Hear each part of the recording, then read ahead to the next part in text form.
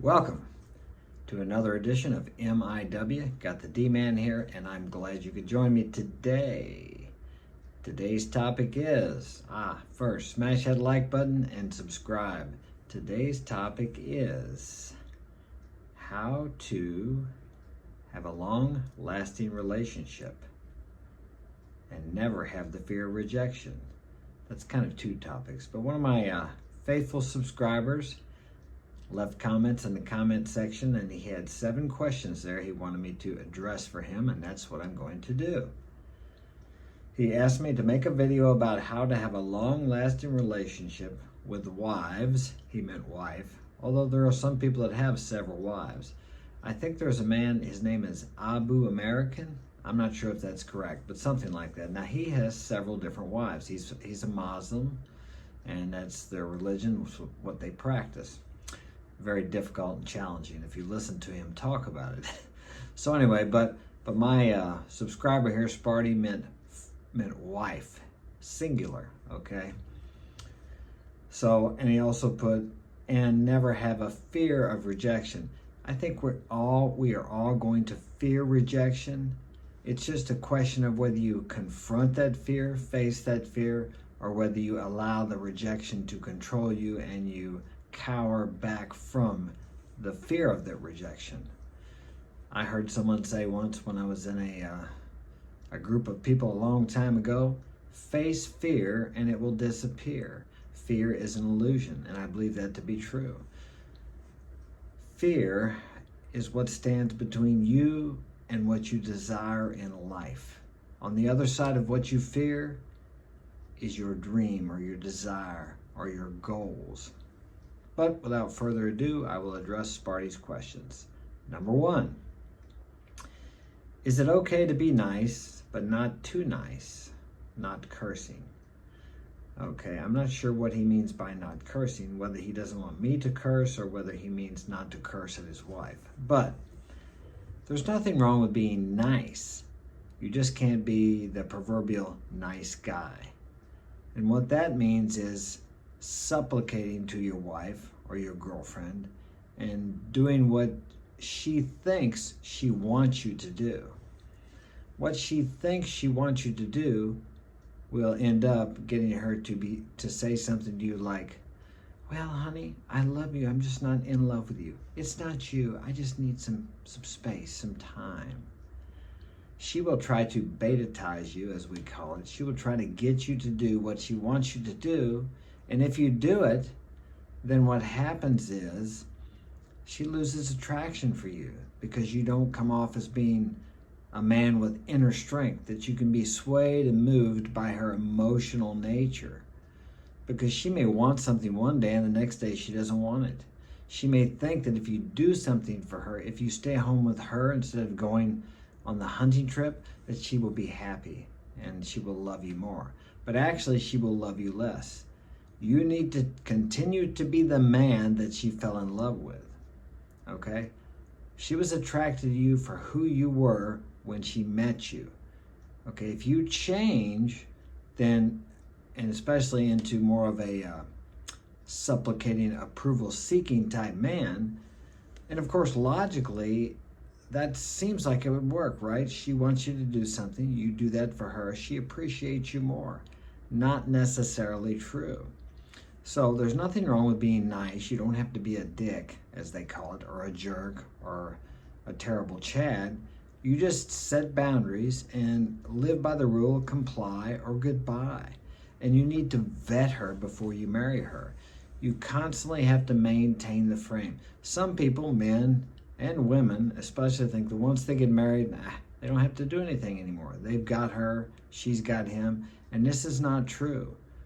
To maintain the attraction, you have to continue to grow internally as a man. I can't speak for women, but as a man. And the woman needs to serve the man. Oh, I know that sounds terrible, right? But what is the difference? Let's say you have the traditional wife. She stays home and takes care of the house. If you have kids, she helps raise the kids. She fixes your dinner. She cooks the meals. That's very rare, but let's say you have that and you want that. Okay, many women, I saw a talk show probably 20 years ago, and a man said he wanted that, and the women just ranted and raved in the crowd because he wanted a slave. Well, I beg to differ on their opinion. What is the difference between that and me getting up every morning, taking care of what needs to be taken care of as a man around the house, going to work, working all day so I can provide a home, protection, food, clothes, insurance, and add the list ad infinitum of the many things a man has to do to provide for my wife and family? Is that not a slave to her if you choose to view it from that perception, so to speak? So, but anyway, you have to set boundaries and you set the frame as a man. And actually, that's what she wants, because the more structure you have within your family, the safer she will feel and secure. She doesn't want you to submit to every whim or desire she has, because her desires, her emotions are up and down. Women have what they call emotional storms, and you need to be the rock, you need to be the mountain that can't be moved by that. Always with your intention and your focus being on what is best for the family. What is best for you to take care of you first, and invariably that will be what is best for the family. Not in a selfish way, but you're practicing selfishness in an altruistic form within your family, if you can understand that. So it's okay to be nice. It's just not okay to be supplicating and approval seeking, and to give in or to allow her to step over the boundaries which you have set and the frame you have established. So I hope that helps you. We'll move on to number 2. How to develop social skills if you are introverted. Well, one thing is, when you get done watching this video, get up, get out of the house, and talk to people. Talk to everyone. I mean, okay, pick someone that you normally wouldn't talk to. Let's say a woman that's married or that's not attractive to you at all. Just walk up and start talking to her. Maybe she's a vendor. I'm not sure where you live at, but in the market. I used to live in Latin America, and there are markets. There's people all over the place. Just walk up and buy an apple or something. Just start talking to the woman. Ask her where she gets her apples, how long she's been doing it. Just ask questions about the people. Learn how to socialize and interact with people in real time, not just on Messenger or FaceTime or whatever app you use to communicate with people. It really lowers the fear of rejection. Those are buffers. All these apps, dating sites, these things are buffers. They have their place, but nothing can substitute for real interaction with real people in real time. That's how you develop the skills. Just get out of the house. Go talk to people. Don't, without a motive or without the only motive you want to have is to become more social. But go out there with the intention of bringing value to everyone you talk to. You know, a smile to someone can lift their day. Just taking an interest in someone else. Some people feel like nobody cares about them. If you speak to them, let's go to a nursing home. Now's not a good time because of the, I won't call it what I think it is, because of the current health crisis. But there are many people that are out and moving around and like to talk. Keep your distance from them, because regardless of this health situation, no one or at least I don't like when someone gets too close to me when they're speaking. A good distance of 4 feet is okay. I think they say 6 feet now for this situation. But don't get into someone's space, but just casually speak to them and talk to them and ask them questions about themselves. Excuse me. Ask them questions about themselves. Not in a interrogatory sense or like you're interrogating them, but just talk to them. Start out just saying hi. Many times if you just say hi and look at someone, they will start speaking to you. So if you want to learn how to be social, go out and be a social person. Put yourself out there. Now there's probably going to be some fear, but it's totally unfounded. I talk to people everywhere all the time. Rarely do I say something to someone. As I'm speaking, I seen someone in the market the other day. It's been a long time ago, quite a while back, 6 months, maybe a year. And I thought she was the daughter of this guy that I knew. And I said, "Are you so-and-so's daughter?" "No." And then she just walked on. Okay, that is unusual. It's like, well, sorry I asked. I didn't say that, but who knows? Maybe her mother is dying. Maybe her and her husband had a fight. Maybe her kid is sick. You have no idea why people don't want to interact with you. Don't take it personal. It's not you. But that is rare. Most occasions people talk or they smile, oh no, I'm not. And maybe you can tell how they act, how they answer the question, whether you can continue the conversation or whether you need to go on and speak with someone else. But this is how you develop social skills, by being social. Yes, as I said, you're going to have fear, but just face that fear. What you want to be a social person is on the other side of that fear. I face fears every day, and you will too, to achieve your dreams, your desires, your vision, whatever that may be. But have one, okay? Let's go on to number 3. How should we make her, girlfriend, wife, partner, calm when she is angry or sad? Well, you can't make anybody calm when they're angry or sad. You really can't change the way she feels. I say don't worry about it. You can ask her, are you okay? If she says yes, leave her alone. She'll come out of it. That's a mistake many guys make. They try to make their girlfriend or wife happy. And I'm telling you what, you will drive yourself crazy trying to do that, because you can't make anyone happy. Can anyone make you happy? I tell you, if someone makes you happy or you think they do, it's because you had happiness inside of you, and these situations and these people outside of you are just reflecting back to you what's already inside of you. If you get together, marry, or you're with someone who is not happy, nothing in the world that you can possibly do is ever going to make them happy. So forget about trying to make someone happy. You can show someone you care about them and how they feel, but after that, you could say, hey, do you need to talk about something? If they say no, then go about your business. Sometimes people just need time to get through things, and especially women, because they constantly are up and down with their emotions. They're not like men. Men are more stable with their emotions. And if you're not, you need to do something about that as a man. I'm not telling you not to feel or not to have emotions. You just need to learn how to control them. Don't let outside circumstances and people control the way you act. It's okay to feel angry. It's okay to feel sad. It's okay to feel hurt. The feelings don't matter as much as how you act on these feelings, or if you do act on them. Be more stoic. Control your feelings. Whatever you don't control will control you. Okay?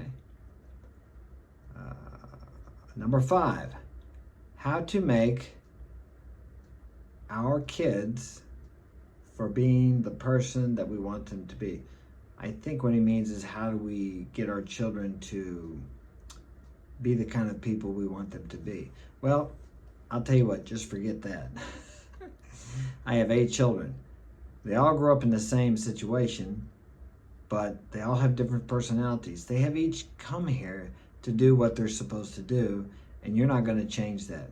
Now, that doesn't mean that you should not instruct them and try to teach them in the way they should go in this society and this humanity we live in.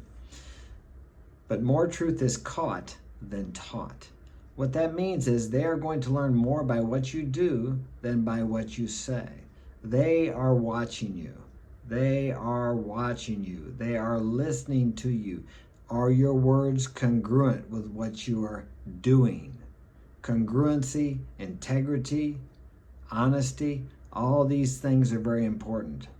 Now, you can speak about those things all day, but are you living that type of lifestyle? Because your children are the ones that see it the most.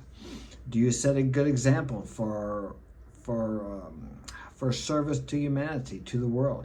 Do you get up every day? Do you stay busy all day? Or are you sitting around watching TV, drinking beer on the couch, complaining about the government, complaining about this, complaining about that, saying that it's everyone else's fault that life is so terrible, when you don't realize how good you got it? If you have a house, you have electric, you have a bathroom, you have about, I don't know how much more than most people in the world have. We live in paradise here in the United States. You need to get out of the country and see how the rest of the world lives, because we live like kings here. We live like kings. I'm telling you. Even the homeless people here are much better off than the homeless people in other countries. Moving on from there. How to treat our children and her. You treat everyone with respect. Okay, if you're the king of your house, or the king of your kingdom, you are the king, okay? You need to feel like you're the king, otherwise you won't act like a king. Kings are not ruthless and rude and disrespectful. Most of them. Good kings aren't, okay? So you need to be respectful. You need to be authoritative. You need to watch over your kingdom, your household, protect them, provide for them, and treat them with respect. And if you're treated with disrespect, you need to take a hold of that, contain that, and correct that as quickly as possible. The same as a king would do in his kingdom if he had criminals that were robbing places, robbing his people. These forms of disrespect that are directed towards you will rob your household of peace and serenity. Okay, number 7, how to have a happy relationship with our family even if the times are tough. Well, you can't let outer circumstances control you, but I understand what you're talking about. We're all going to have tough times. Financially, emotionally, maybe some health problems, whatever it happens to be. You just have to keep things in perspective and focus on how good you have it. For example, let's say you break your leg. I broke my shoulder a while back. Okay, I couldn't work for 6 or 8 weeks. Now, I could focus on how bad my shoulder hurt, what a bummer it was that I couldn't do anything. I couldn't tie my own shoes. I had a hard time putting my pants on. Or I could think about how great it was that it was only cracked and it was only going to be 6 or 8 weeks before I could start using it again. It was my right hand, which I used a lot of work. I could have thought about, oh man, it's my right arm. Why couldn't it have been my left arm? It could have been broken so bad that it was out of the joint and I would have had to have surgery. As it was, I paid cash for it, didn't cost that much. They gave me some pain medicine. I took one day, I took it, the rest of it I never took. Pain is a good thing. It keeps me from hurting it more. I didn't take physical therapy, rehab, whatever. I just rehabbed it myself. It's been 2 or 3 years. I still have some pain there. Maybe it was because I didn't do the rehab, maybe not. The point is, I can still use my arm. I'm still in good shape, and I still have another arm, 2 legs, and the rest of my body works wonderfully. So what am I going to focus on? This pain I have occasionally, which is pretty damn painful, but out of the whole day, it happens a few times, okay? Or I can focus on the rest of the day, the rest of my body that works perfectly. Everything works perfectly. Whatever you focus on grows in your experience. So in relating that to tough times, whatever that happens to be, what I'm saying is focus on what's good in your life instead of the things that you seem to think are terrible or bad. Because in retrospect, usually these hard times make you stronger. They can if you use them as such. So when you're in the middle of tough times, look at it as this is happening to help you, because it is. Everything I've gone through in my life, if you read the book, Coming Back Home, The True Adventure of Mark Daniels, got a plug there, okay, you will see that I went through very difficult times.